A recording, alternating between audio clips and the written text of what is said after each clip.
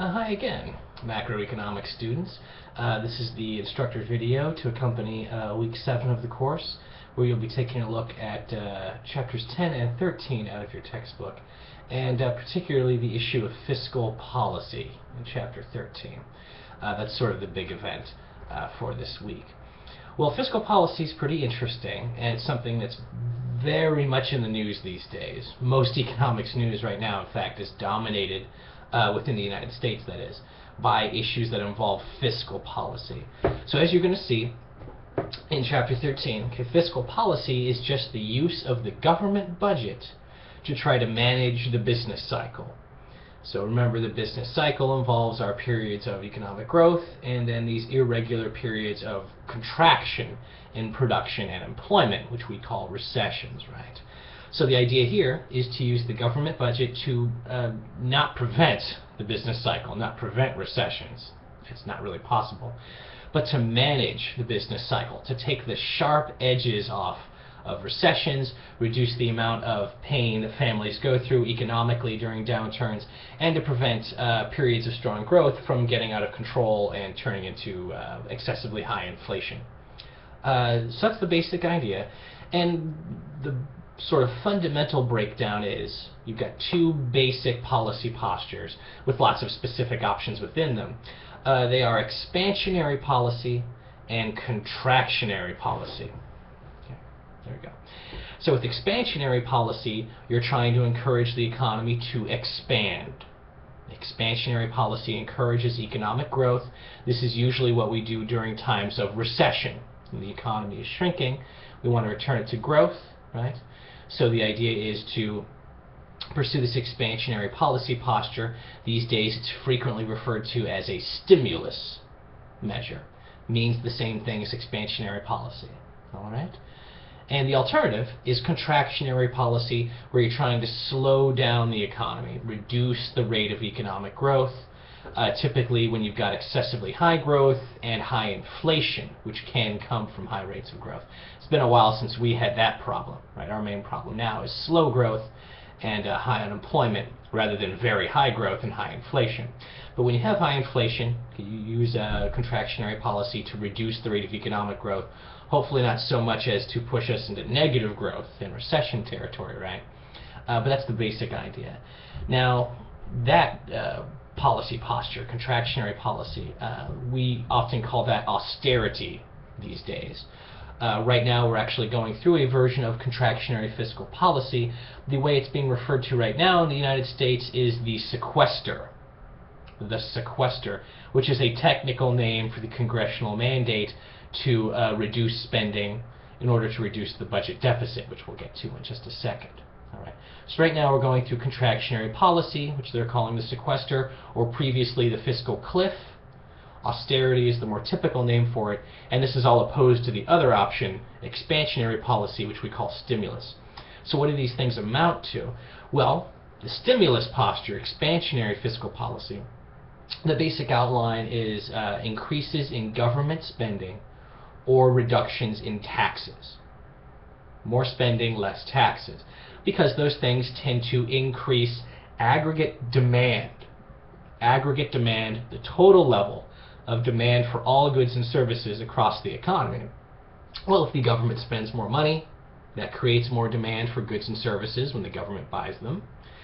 And also, if we reduce taxes, cut taxes on people, that tends to increase the amount of after-tax income that consumers and firms may have, which tends to also increase spending and aggregate demand. And the reason why aggregate demand is significant is that it is what leads companies to hire people. The main factor, there are others, but the principal factor for firms when thinking about whether to hire someone, right, whether to create a job, is the issue of whether they expect to sell the products or services that extra employee would produce, the level of demand for their product or service. So increasing government spending or cutting taxes, that expansionary or stimulus policy posture, that tends to elevate aggregate demand and help you to create jobs and ultimately reduce the length or severity of a recession. Okay? On the other hand, contractionary policy, it's just the opposite.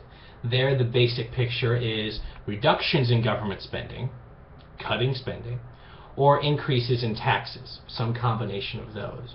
And that tends to reduce aggregate demand, right? So the government can cut spending by laying off people, laying off teachers, consolidating high schools, furloughing scientists or traffic controllers, furloughing the civil staff of the Department of Defense, cutting back on garbage collection. And these things may sound familiar because all of them are taking place right now. We're going through the sequester, a contractionary fiscal policy period. So all those things are happening right now. Now, why is that happening at a time when the economy, and particularly the job market, are relatively weak? Well, the basic issue is expansionary policy can help you get out of recession by increasing government spending or cutting taxes. Great. But it creates a budget deficit environment. Right? A government budget deficit occurs when the government spends more than its revenue, when it's spending more than it collects through various taxes. Right? Well, that is usually the cost of fiscal policy, right? It's not a free magic thing that happens when we manage a recession. It creates a budget deficit. And just like you or I, when the government spends more than it takes in, it has to borrow. And this is the origin of the national debt. Right? Each year's deficit spending, if we have an expansionary policy posture, gets added to the total debt. On the other hand, the contractionary policies that we're going through right now, through the sequester, right, those things have the effect of reducing the budget deficit or moving us in the direction of a budget surplus. Right? So a budget surplus is just the opposite of a deficit. Right? It's where the government spends less than it takes in from taxes. Well, okay, we're right now going through a period where the government is cutting spending, cutting back on various programs. And simultaneously, some moderate tax increases are also happening. You may have been feeling those. Okay, well, less spending, more taxes. Okay, that tends to improve the government's budget position. It reduces the deficit. So the big political issue now is whether deficit reduction is more important than fighting unemployment. And this gets into a political argument. Right? This involves government policy. We have a republic. It's up to each of us to decide what our opinion is on issues such as this. Okay, so it's up to you to make up your mind about that position. Okay, but that is sort of the big question now. Okay, is the deficit more important or unemployment? Certainly, if you turn on any TV news program where they talk about the economy, the deficit is certainly getting more attention than the level of unemployment. Unemployment is very elevated, though, and it's, some of us would say, it is risky to be reducing public employment, having this contractionary policy at a time when the economy is still so weak. And it's possible this sequester will become an additional drag on the economy, which we don't need right now. But that's the basic sort of landscape. Now, for your homework, though, okay, you'll be asked to judge some basic fiscal policies in terms of their effectiveness at stimulating the economy. And for this, you need to understand a very important idea for fiscal policy, which is called the multiplier. The multiplier is basically a simple idea. The multiplier suggests that the total increase in GDP, the total increase in production that comes from some fiscal policy, is bigger than the actual amount of the policy. So the idea is there is an extra bang for your buck with fiscal policy. So $1 worth of fiscal policy or deficit spending has a larger than $1 impact on GDP. And to kind of see how the multiplier would work, I think it can be helpful to think of, rather than the government setting we're looking at, consider it in the private sector. All right? So consider, suppose you live in a small town, and a company, some corporation comes and builds a large factory in your town. And let's say it employs 1,000 people, like a large factory. Okay. Well, will those 1,000 workers be the only ones who get new jobs as a result of that factory? Okay. No. We all kind of know that there's sort of a ripple effect associated with that for the local economy, right? So 1,000 men and women in town, these workers get new jobs, they'll have spending power. And at least some of that consumption spending that comes from those new jobs will go into the local economy. And you tend to see new small businesses arise when there are these large private investments in a town, right? So you may have new restaurants or new retail stores like clothing or bookstores or the like have more local entertainment, things like that. Those things are real, and they mean employment for additional people. Right? That's the multiplier in the private sector, where a large investment, such as from a business, can create additional jobs outside those directly created, and also additional production, additional GDP, besides the amount of that regular investment. So that's the multiplier. And if you're still skeptical, bear in mind that the multiplier works in reverse. So if that plant closes down in your small community, will the 1,000 people that work there be the only ones that lose their jobs? Of course not, right? If you are from a small town, or if you're like me and you're from the Midwest, we've got a lot of post-industrial cities, what you tend to see is that when the large factories close, you have a loss of many related small businesses, right? As the local workforce loses their incomes, they lose their buying power when that business closes down, and many other people lose their jobs too. And if you just go to a Midwestern or a typical American post-industrial town, of course what you see after the factories close is many other small businesses close down. The downtown part of the city tends to have all of its storefronts all boarded up. That's the multiplier. Okay? Economic activity has a spillover effect elsewhere in the marketplace. And it's true for the private sector, and it's true for the public sector, which is what we're talking about with fiscal policy, right? Whenever you hear policy, you should think government decisions, right? Okay, so rather than a factory coming to your town built by some company, suppose the government comes and builds a military base, or a prison, or a large, paperwork processing center or the like. The job creation is still real, and the extra jobs that will come to your town from the buying power, the incomes generated by that original spending, are very real. And likewise, the government shuts down that military base. That's a very popular thing when the government has to do that, and the reason is in part because of this multiplier. People realize it won't just be those civil members of the Department of Defense or uniformed service members who work there that are out of a job. It'll be lots of people in the local economy as well. So that's what the multiplier is. Okay, it's the extra increase in GDP that follows from an original amount of spending, usually government spending or tax cuts. But it can apply to the private sector too. So as you take a look at this week's material for the Week 7 module, you'll see there's a file listed there. It's a PDF, an Acrobat file, referred to as multipliers, I believe is the name. And it's a very short file, some testimony by a good economist, Mark Zandi, who studied how big multipliers are for different policies. The big thing you want out of that file is a small table, I think on page 3, you'll see it, that lists different fiscal policies that the U.S. government has pursued in the last 30 years or so, and it lists the multipliers that have been statistically found to flow from those different policies. And you take a look, it's an interesting list. Most of the policies on the list are various forms of tax cuts, because in the era of Reagan and Bush, tax cuts are the main form of stimulus we've pursued. But there are also some spending increases listed there, like extension of unemployment insurance in the weak job market, or infrastructure spending, like repairing roads or building new dams or levees or bridges or whatever. Okay, those are all listed there, and you'll see different multipliers, and usually they're 1 point something.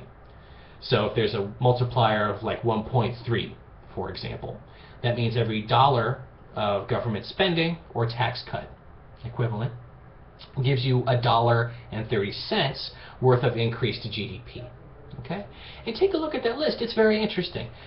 Again, it's a political subject, policy, and it's up to you to decide. As a citizen, it's actually your obligation to decide what you think about these policies and which ones you support.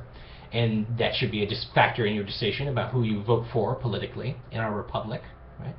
But part of your decision should be these multipliers, because the multipliers show you how big of a bang you get for your buck. So if we're going to have deficit spending, the government's borrowing some money to get us out of a recession and get the economy back on its feet, and then we can go to a budget surplus and pay down that debt we ran up. If we're going to do that, you want the biggest multiplier possible in general. It gives you more economic activity and more jobs for every dollar of deficit spending. And again, people have different reasons they favor these policies, and the policies have their own impact. Maybe you value the results of some government spending like education or infrastructure, or maybe you value tax cuts because they favor the individual and they give you more control over your economic earnings. These are legitimate grounds for political debate, but the multipliers associated with them should be part of that debate. And what you tend to see, if you take a look at that list of multipliers, put me on pause and look it up, it'll help a little bit. What you tend to see is that tax cuts in general have a lower multiplier associated with them than government spending programs do. And that's too bad, kind of, because I think in a way we all prefer a tax cut, right? You get more money, which is nice. What you really want is improvement in the job market, right? Tax cut can be a one-time thing. Job market conditions are what really improve things for everybody. All right, so take a look. The tax cuts, again, they all vary. You'll see they're different multipliers. They range. But typically they have a lower multiplier than for spending. And if you think about it, you can see why. The issue, or the reason why, has to do with aggregate demand, which we mentioned before, right? The total level of spending on different goods and services. The basic issue is, with government spending, that money goes directly into aggregate demand. So if the government buys concrete and rebar and cement and building materials and hires a bunch of workers to fix some highways or build new bridges because ours are all in danger of falling down, or builds new levees around New York City or New Orleans as water levels rise, all those things go directly into aggregate demand. You're hiring people, buying materials. Those people in companies have more income coming in, they have more demand, they'll spend that money. That tends to give you that big multiplier in job creation. And you'll see those relatively high numbers when you look at that list of multipliers. It's important. On the other hand, with tax cuts, which again are kind of fun to get, can't deny that, when you take a look at them, they have lower multipliers, and the reason, again, has to do with how that deficit spending from cutting taxes goes into aggregate demand. So frequently, when we have some expansionary fiscal policy happening, since I've been teaching, some stimulus plan, these days it tends to be more tax cuts than spending. That was true for the Obama stimulus in 2010, certainly true for Reagan and Bush's expansionary fiscal policies, predominantly tax cuts. Well, if you take a look, I would ask my students, say, who's getting a tax cut in here? Put your hands up. You get some hands. And I'd say, now, what are y'all going to basically do with your money? And at least half of them would usually say, we're going to save it, or we're going to pay off debt. Okay, reducing your debt is basically economically the same as increasing your savings, right? Both of them increase your wealth. Well, the problem is, that's very sensible. I'm not saying don't save money or pay down debt. That's always a good idea. But that doesn't go into aggregate demand. That's not going to give you that good ripple effect where people are spending more or being hired and spending their new incomes that you would see if a company came and built a plant, or if the government spent directly to build a bridge or fix a road. All right. And that tends to be why tax cuts have lower multipliers than spending programs do, for better or worse. But that's definitely what we see in the data. And again, that shouldn't be the only thing that drives your decisions about what types of government fiscal policy you personally favor, but it should be part of your decision anyway. Okay? And take a look at that list of policies. It's interesting. You'll also notice that some of those tax cuts have significantly higher multipliers than others. And again, if you take a look at the taxes that are being cut, I think you'll be able to see why some tax cuts have a bigger effect on aggregate demand and therefore a bigger multiplier than others do. Basically, it's who's going to spend more of their tax cut than others.